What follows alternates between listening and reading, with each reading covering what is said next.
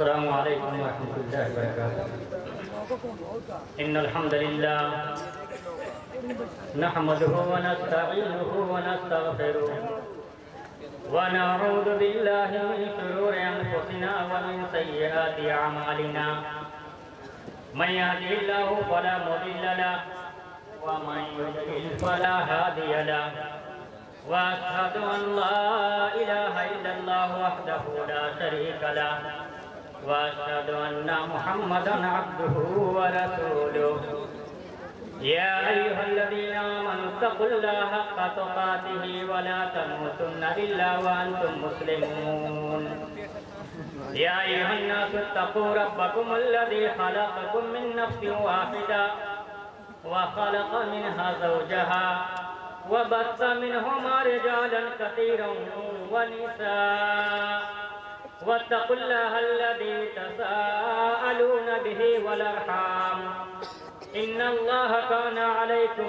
رقيبا يا ايها الذين امنوا اتقوا الله وقولوا قولا سديدا يصلح لكم اعمالكم ويغفر لكم ذنوبكم ومن يطع الله ورسوله فقد فاز فوزا عظيما اما بعد فان خير الحديث كتاب الله وخير الهدي هدي محمد صلى الله عليه وسلم وشر الامور محدثاتها وكل محدثة بدعة وكل بدعة ضلالة وكل ضلالة في النار اعوذ باللہ من الشیطان الرجیم بسم اللہ الرحمن الرحیم قل هل يستوي الذین يعلمون والذین لا يعلمون۔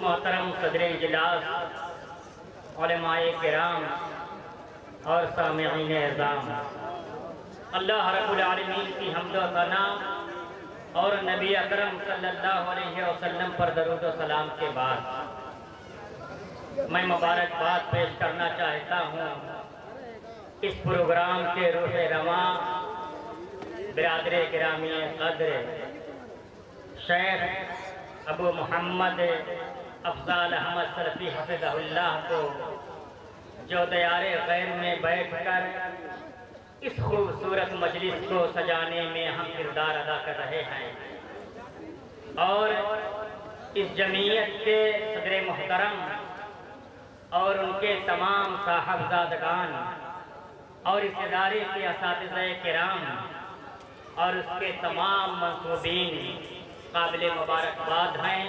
اللہ تبارک و تعالی ان کی خدمات کو قبول فرمائے اور شرط قبولیت سے نوازے۔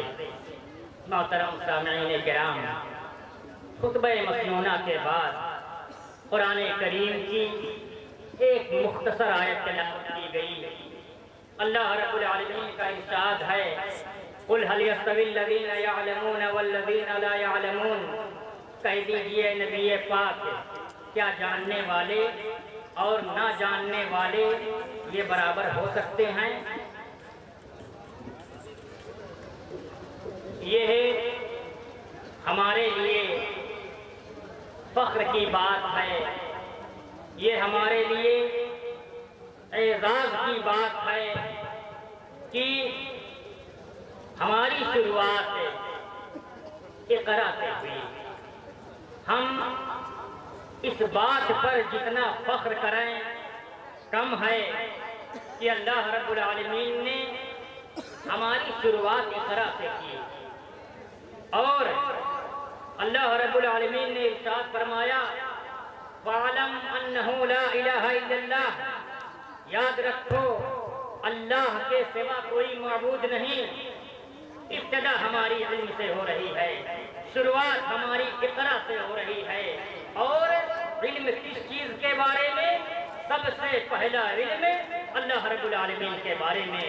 یاد رکھو اللہ کے سوا کوئی معبود نہیں۔ سب سے پہلی تعلیم ہماری اللہ رب العالمین کی وحدانیت کے سلسلے میں، اللہ تبارک و تعالیٰ کی انفرادیت کے تعلق سے، اللہ تبارک و تعالیٰ کی یکتائیت کے تعلق سے۔ اگر ہم نے اللہ رب العالمین کو نہیں جانا، اگر ہم نے اللہ رب العالمین کو نہیں سمجھا، اگر ہم نے کلمہ لا الہ الا اللہ کی حقیقت کو نہیں سمجھا تو ہم صفر ہیں، ہم زیرو ہیں، ہماری کوئی حیثیت نہیں ہے، ہماری کوئی حقیقت نہیں ہے، ہم صفر ہیں، ہم زیرو ہیں۔ اللہ رب العالمین نے اسی لیے ہمیں حکم دیا ہے کہ ہماری سب سے پہلی معلومات اللہ رب العالمین کے بارے میں ہونی چاہیے۔ اگر اللہ رب العالمین کے بارے میں ہماری معلومات نہیں ہے، دنیا کی ساری ڈگریاں اور دنیا کے سارے سرٹیفکیٹ ہم حاصل کر لیں، اس سرٹیفکیٹ اور اس شہادے کی کوئی حقیقت نہیں ہوگی۔ کیوں؟ اس لیے کہ ایک اعزاز اللہ رب العالمین نے ہمارے ان بچوں کو دیا ہے، ہمارے ان افراد کو دیا ہے۔ نبی اکرم صلی اللہ علیہ وسلم نے فرمایا خیرکم من تعلم القرآن وعلمہ، فرمایا تم میں سب سے بہتر وہ لوگ ہیں جو قرآن کریم کو سیکھیں اور قرآن کریم کی تعلیم دیں۔ سب سے بہتر لوگ، دنیا کی ساری ڈگریاں اس اعزاز کے بعد ہوں گی، ساری ڈگریاں۔ بہت ممکن ہے کہ ہم ان طلبہ کو اہمیت نہ دیں، ان طلبہ کو وہ حیثیت نہ دیں، یہ بازار میں جائیں ہم نظر انداز کر دیں، انہیں چلتا ہوا پھرتا پائیں ہم ان کو نظر انداز کر دیں، ایک طرف کر دیں۔ لیکن اللہ رب العالمین نے جو اعزاز دیا ہے، اللہ رب العالمین نے جو تقریم فرمائی ہے، ہم اور آپ اس کو سمجھ نہیں سکتے ہیں۔ یہ اعزاز اللہ رب العالمین نے انہیں دنیا میں عطا کر دیا، اور پھر آخرت میں ان کے لیے جو اعزاز ہوگا، جو نوازشیں ہوں گی، جو تکریم ہوگی، جو اللہ رب العالمین کی جنب سے انعامات ہوں گے، وہ دنیا کے بعد اخروی زندگی میں اللہ تبارک و تعالیٰ انہیں اور ان کے والدین کو عطا فرمائے گا۔ یہ اعزاز کس بنیاد پر؟ قرآن کی تعلیم حاصل کرنے کی وجہ سے اللہ تبارک و تعالیٰ نے انہیں عطا فرما دیا، انہیں دے دیا۔ اللہ تبارک و تعالیٰ نے فرمایا قُلْ هَلْ يَسْتَوِي الَّذِينَ يَعْلَمُونَ وَالَّذِينَ لَا يَعْلَمُونَ، اے نبی کہہ دیجئے کیا جاننے والے اور نہ جاننے والے برابر ہو سکتے ہیں؟ ہو ہی نہیں سکتے۔ جو انسان جانے اور جو نہ جانے وہ برابر ہو جائیں۔ اللہ رب العالمین نے جس امت کے لیے سب سے پہلی تعلیم اقرا کو دی ہے، اگر ہماری قوم دنیا میں اس حیثیت سے جانی جانے لگے، کم تعلیم یافتہ میں ان کا شمار ہو، تو یہ بڑی شرمندگی کی بات ہوگی اور بڑے پچھتاوے کی بات ہوگی کہ اللہ تبارک و تعالیٰ نے ہماری شروعات پڑھنے سے کی اور ہم اسی کو حاصل کرنے سے قاصر ہیں۔ یہ عجیب بات ہے، یہ عجیب بات ہے کہ ہمارا یہ نظریہ ہے، ہم یہ سمجھنے لگے ہیں کہ اسکول جانا ہمارا بند ہو گیا، ہماری تعلیم ختم ہو گئی۔ یہ عجیب بات ہے، عمومی طور سے بر صغیر میں یہ بات پائی جاتی ہے، لیکن خلیجی ممالک میں آپ دیکھیے، خلیجی ممالک میں آپ دیکھیے کہ کس طرح سے بچے، بوڑھے، خواتین مشائخ کے پیچھے کتابیں لے کر کے حاضر ہو رہے ہیں، دروس میں حاضر ہو رہے ہیں۔ شیخ ابن باز رحمہ اللہ کی شخصیت، نابینا اور نحیف اور کمزور انسان، لیکن اللہ رب العالمین نے اعزاز بخشا، پوری دنیا میں ایک اہم شخصیت کی حیثیت سے، مفتی اعظم کی حیثیت سے وہ شخصیت جانی اور پہچانی گئی۔ بڑے بڑے علماء، بڑے بڑے دکاترہ کتاب لے کر حاضر ہیں، شیخ اس کا مفہوم بتا دیجئے، شیخ اس کی عبارت کا مفہوم کیا ہے، اس کا معنی اور ترجمہ کیا ہے، اس کی حقیقت کیا ہے، شیخ اس کا مفہوم بتا دیجئے۔ حاضر ہے کتاب لے کے، شیخ کی مجلس میں حاضر ہو رہے ہیں اپنی تدریس کے بعد۔ ہمارے یہاں اسکول جانا بند ہو گیا، تعلیم بند ہو گئی، کتاب کا ہم مطالعہ نہیں کر سکتے ہیں اور نہ کرنے کا وقت ہم نکال پاتے ہیں۔ یہ عجیب بات ہے۔ علم ہے، علم کی حقیقت ہے، علم کی حیثیت ہے، اور یہ حیثیت اس اندازے میں ہے کہ جس طرح سے مختلف قسم کے علوم ہوتے ہیں اور ایک اختصاص ہوتا ہے، ایک انسان بیمار ہوتا ہے، ہارٹ کا مریض ہے، وہ ایسے ڈاکٹر کو تلاش کرتا ہے جو ہارٹ کے اسپیشلسٹ ہوں۔ انسان کو اور جسمانی عوارض لاحق ہوتے ہیں، ایسے ڈاکٹر کی تلاش ہوتی ہے جو اس مرض کا ماہر ہو. ایسے ڈاکٹر کے پاس ایک مریض جاتا ہے جو اس مرض سے متعلق زیادہ جانکاری رکھتا ہے. ایک مرتبہ سعودی عربیہ میں علامہ ابن باز رحمہ اللہ کی شخصیت ایک مجلس میں موجود تھی. محدث کبیر علامہ البانی رحمہ اللہ اس مجلس میں موجود تھے اور شیخ محمد بن صالح العثیمین رحمہ اللہ اس مجلس میں موجود تھے. دروس ہو رہے تھے مشائخ کے. پھر دروس کے بعد سوال و جواب کا سلسلہ شروع ہوا. ایک ورقہ پہنچا عقیدے سے متعلق ہے. شیخ ابن باز رحمہ اللہ نے اس کا جواب خود دیا. عقیدے سے متعلق سوال پہنچا اور شیخ ابن باز رحمہ اللہ نے اس سوال کا جواب دیا. ایک ورقہ پہنچا حدیث سے متعلق ہے.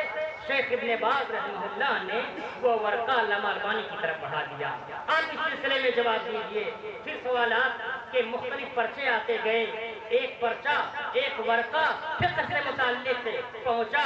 شیخ ابن باز رحمہ اللہ نے وہ ورقہ شیخ محمد بن صالح العثیمین رحمہ اللہ کی جانب بڑھا دیا. اختصاص سے یہ علماء اپنے اپنے فن کے ماہر تھے اور اپنے اپنے فن میں یکتا تھے اور اس علوم پر وہ گہری نظر رکھتے تھے, گہری پکڑ رکھتے تھے.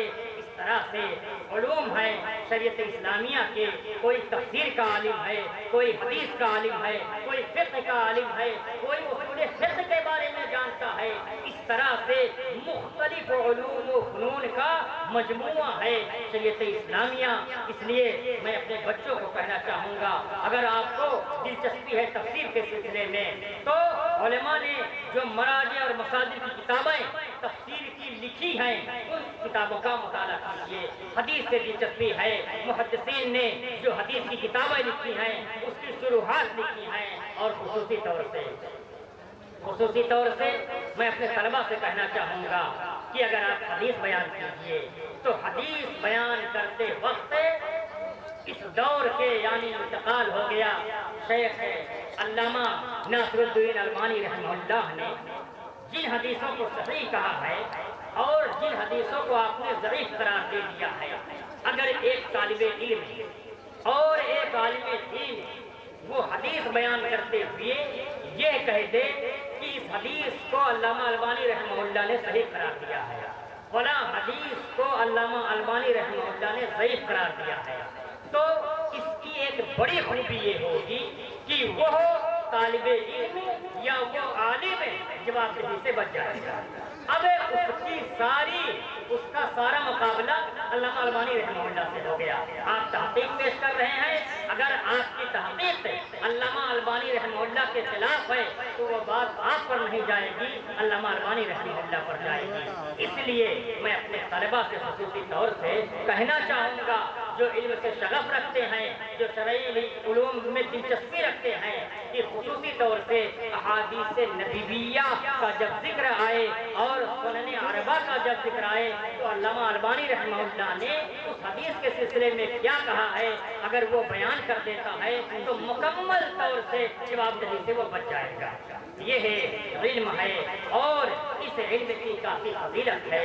اللہ کے نبی صلی اللہ علیہ وسلم نے ارشاد فرمایا وَمَنْ سَلَكَ طَرِيقًا يَلْتَمِسُ فِيهِ عِلْمًا سَهَّلَ اللَّهُ لَهُ بِهِ طَرِيقًا إِلَى الْجَنَّةِ کہ جو علم دین کی تلاش کے لیے نکلے کسی راستے پر تو اللہ تعالیٰ اس کے لیے جنت کا راستہ آسان کر دے گا. سوچ لیجیے کتنی بڑی عظمت, کتنی بڑی فضیلت ہے شرعی علم کی کہ ایک طالب علم نکل رہا ہے اللہ تبارک و تعالیٰ کے راستے میں, وہ اللہ کے راستے میں ہے اور اللہ تبارک و تعالیٰ اس کے نکلنے کی وجہ سے جنت کا راستہ آسان فرما دیتا ہے. بہت بڑی فضیلت ہے, بہت بڑی سعادت ہے طالب علم کے لیے, علماء کرام کے لیے جو شریعت اسلامیہ میں دلچسپی رکھتے ہیں اور اس سلسلے میں ان کی کوششیں جاری رہتی ہیں. انسان جب مر جاتا ہے, اس کی وفات ہو جاتی ہے تو اعمال کا سلسلہ منقطع ہو جاتا ہے, لیکن 3 اعمال ایسے ہیں کہ وفات کے بعد وہ ثواب کا سلسلہ جاری رہتا ہے. اس میں ایک یہ ہے کہ نبی اکرم صلی اللہ علیہ وسلم نے فرمایا او علم ينتفع به، کہ ایسا علم ہے جس سے فائدہ اٹھایا جائے۔ ایک عالم دین نے بچوں کو پڑھا دیا، بچے وہ علم آگے بڑھا رہے ہیں، کسی نے تصنیف کر دی، کتابیں لکھ دی، انسان اس سے فائدہ اٹھا رہا ہے، مرنے کے بعد بھی وہ ثواب حاصل کر رہا ہے، اللہ تبارک و تعالی اسے ثواب سے نواز رہا ہے۔ اور نبی اکرم صلی اللہ علیہ وسلم نے فرمایا کہ الدنیا ملعونۃ، نبی اکرم صلی اللہ علیہ وسلم کا ارشاد گرامی کہ الدنیا ملعونۃ ملعون ما فیها الا ذکر اللہ تعالی وما والاہ وعالما او متعلما، کہ نبی اکرم صلی اللہ علیہ وسلم نے فرمایا کہ دنیا ملعون ہے اور جو کچھ سامان اس دنیا میں ہے وہ بھی ملعون ہے سوائے اللہ تبارک و تعالیٰ کے ذکر کے اور اس کے متعلقات کے اور عالم دین کے، عالم کے اور متعلم کے۔ یہ ہے علم دین کی حقیقت، یہ ہے علم دین کی فضیلت، اور علم کے مقابلے میں جہل ہے، علم کے مقابلے میں جہل ہے، جہالت ہے، اور جہالت بہت بڑا مرض ہے، بہت بڑی بیماری ہے جہالت۔ اور امام الانبیاء کو اللہ تبارک و تعالیٰ نے جاہلوں سے اعراض کرنے کا حکم دیا۔ اللہ تبارک و تعالیٰ کا ارشاد ہے خُذِ الْعَفْوَ وَأْمُرْ بِالْعُرْفِ وَأَعْرِضْ عَنِ الْجَاهِلِينَ، فرمایا کہ آپ لوگوں کو، اللہ کے نبی صلی اللہ علیہ وسلم نے فرمایا کہ آپ لوگوں کو درگزر فرمائیے، نیک کام کا حکم دیں اور جاہلوں سے کنارہ کش ہو جائے۔ یہ تعلیم اللہ تبارک و تعالیٰ نے نبی اکرم صلی اللہ علیہ وسلم کو دی۔ اور دیکھیے ایک جاہل اور ایک مومن کا بھی جوڑ نہیں ہو سکتا کہ ایک جاہل ہو اور ایک مومن ہو، اس کا جوڑ ہو جائے۔ اللہ تبارک و تعالیٰ قرآن مجید میں ارشاد فرماتا ہے وَإِذَا خَاطَبَهُمُ الْجَاهِلُونَ قَالُوا سَلَامًا، کہ جب بے علم لوگ ان سے باتیں کرنے لگتے ہیں تو وہ سلام کر کے گزر جاتے ہیں۔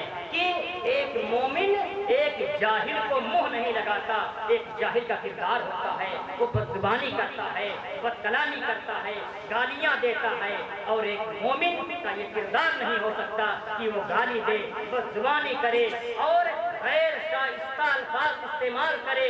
اس لیے جب جاہل کسی مومن سے مخاطب ہوتا ہے تو وہ سلام کر کے گزر جاتا ہے کہ تمہارا کردار ہو سکتا ہے، تمہارے معاملات ہو سکتے ہیں، تم اس طرح کی گفتگو کر سکتے ہو، لیکن ہم اس طرح کی گفتگو نہیں کر سکتے، ہم تمہارے منہ نہیں لگ سکتے۔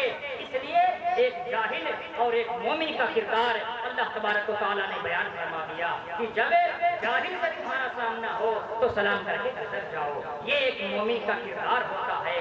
اور دنیا کا سب سے بڑا علم، دنیا کی سب سے بڑی دولت حاصل کرنے کے لیے اللہ تبارک و تعالیٰ نے بہت مختصر دعا سکھلائی۔ یہ صرف طالب علم کے لیے نہیں ہے، عوام الناس کے لیے بھی ہے، علماء طبقہ کے لیے بھی ہے کہ اللہ رب العالمین سے علم حاصل کرنے کی دعا کرے۔ اللہ تبارک و تعالیٰ نے قرآن مجید میں ارشاد فرمایا اور یہ دعا سکھلائی رب زدنی علما، رب زدنی علما۔